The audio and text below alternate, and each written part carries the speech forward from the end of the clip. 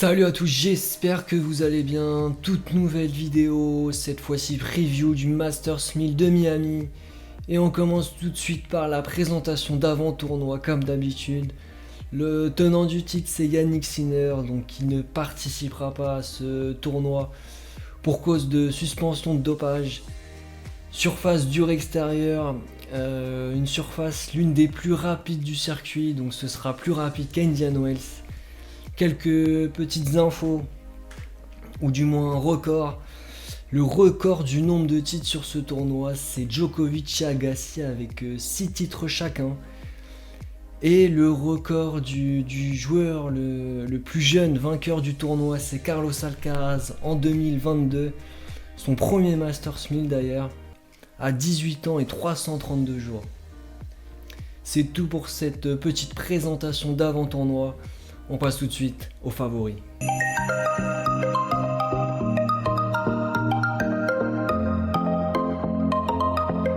Pour moi, le premier favori, c'est l'Espagnol Carlos Alcaraz, donc qui a perdu en demi-finale à Indian Wells et qui va vouloir se relancer à Miami. Pour moi, sur cette surface un peu plus rapide, je pense qu'il va mieux jouer. Et voilà, faudra voir son tableau, son parcours, mais pour moi il va faire un gros tournoi. Le deuxième favori c'est l'Allemand Alexander Zverev, donc pareil qu'Alcaraz, il va vouloir se relancer sur ce tournoi après avoir perdu au premier tour à Indian Wells. Et je pense qu'à l'image de l'Espagnol, les conditions de jeu lui conviennent mieux. Une surface beaucoup plus rapide, une balle qui fuse beaucoup plus. Et s'il arrive à avoir une bonne qualité de service, je pense qu'il peut vraiment faire un bon tournoi.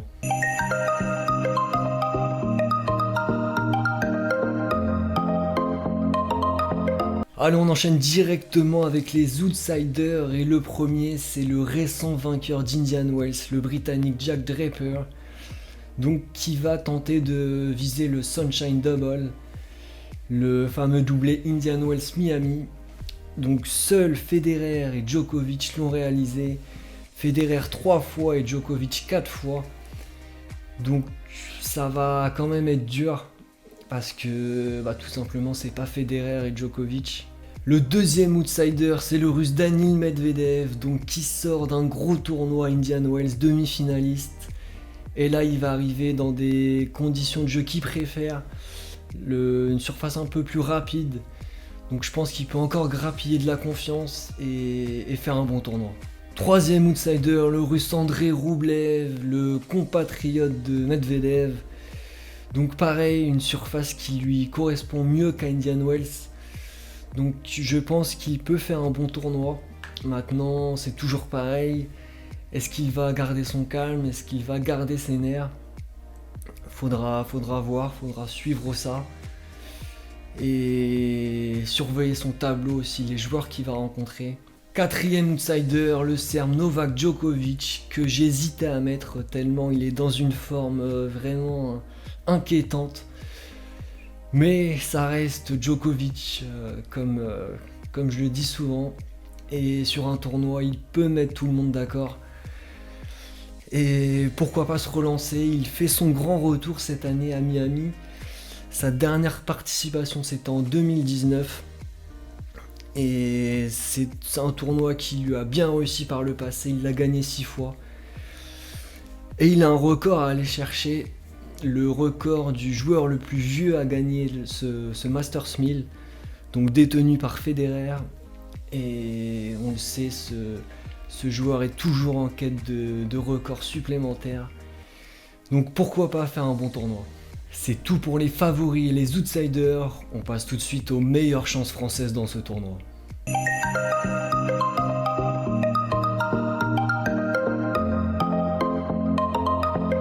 Allez, c'est parti, les Français dans ce tournoi de Miami. Mais avant d'en parler, petit chiffre. La meilleure performance dans ce tournoi française, c'est Sébastien Grosjean en 1999. Il a été finaliste, le français.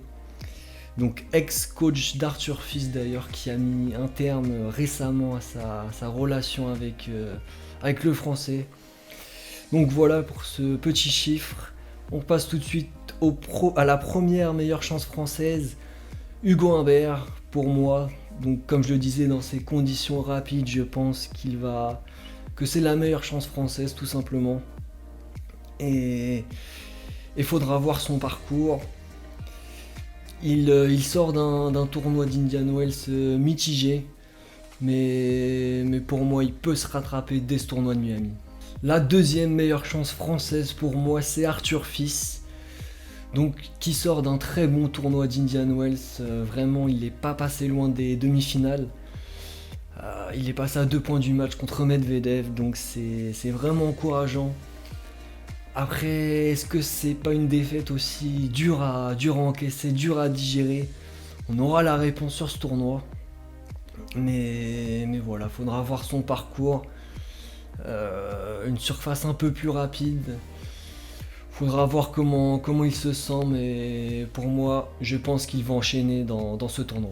La troisième meilleure chance française, Giovanni Mpetshi Perricard, le gros serveur sur surface rapide. Je pense qu'il peut faire des dégâts. Si vraiment il sert efficacement, il peut vraiment aller loin et embêter pas mal de joueurs.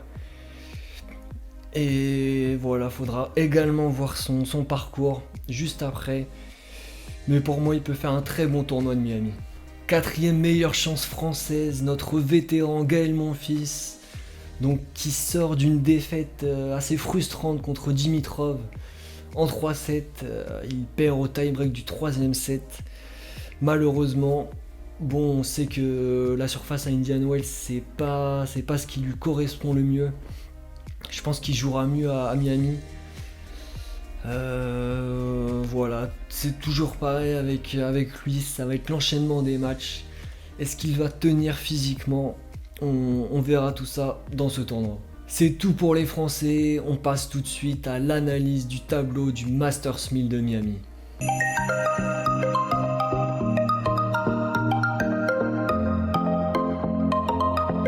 Allez, c'est parti, analyse de ce tableau. On commence par la tête de série numéro 1, Alexander Zverev, qui va jouer au premier tour, Bonzi ou Fernley.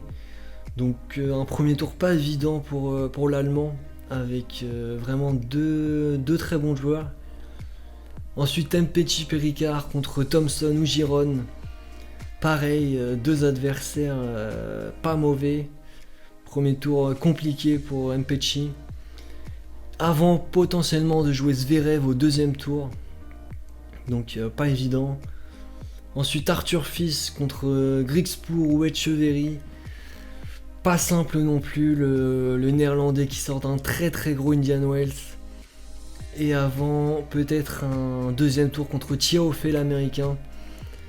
Donc un peu plus abordable, l'américain qui n'est pas dans une forme optimale. Et peut-être un troisième tour entre Zverev et Fils, donc vraiment très intéressant. Ensuite, le Britannique Jack Draper, récent vainqueur d'Indian Wells, contre Bautista ou Menzik. Donc Menzik, joueur pas mauvais. Premier tour pas simple à gérer pour le Britannique. Popirine après. Et peut-être un remake de la finale entre Rune et Draper. Donc ce serait vraiment intéressant également. On enchaîne avec le Français Hugo Humbert qui devrait jouer Fonseca ou Tienne. Je partirais plus sur Fonseca, mais Tienne est un bon petit jeune qui joue pas mal aussi. Donc de toute façon, ça va être un premier tour pas simple pour Humbert. Avant un potentiel choc contre deux minors dès le deuxième tour. Donc pour l'instant, les Français sont vraiment pas garnis. Et pourquoi pas un petit peu plus tard dans le tournoi, Fritz ou Berrettini. Ensuite, le Russe André Roublev contre Bergs ou Borges au premier tour, donc largement à sa portée.